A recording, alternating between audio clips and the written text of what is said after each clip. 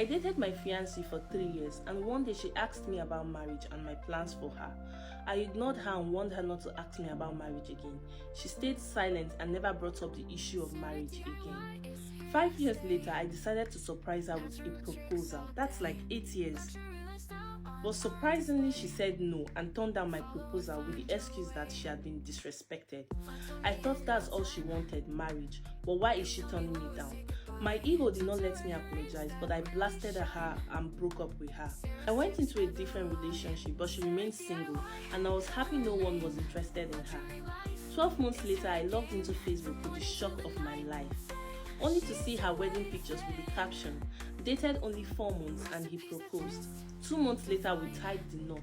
The right man will never waste your time." As soon as I read that, I knew she was referring to me, so I went to her DM and blasted her. She read all my messages but never replied. I was pained and hurt because my relationship with my girlfriend did not work out, so we broke up. Why do women move on so fast? I should have exercised patience to listen to her, but my ego has made me lose a treasure to another man. How do I heal from this hurt and pain? Okay. Guys, what do you think about this story?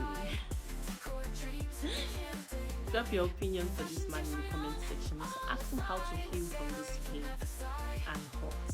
Feel free to send in your messages to my DM and I will let you know when I post them. Don't forget to like and share. Thank you guys.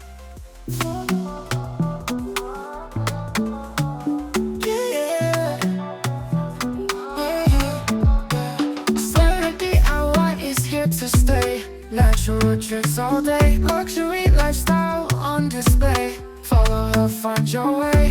Flat tummy in no time, big tummy will say goodbye. Look to rayers that really shine, Sarah's tips never lie. Faraday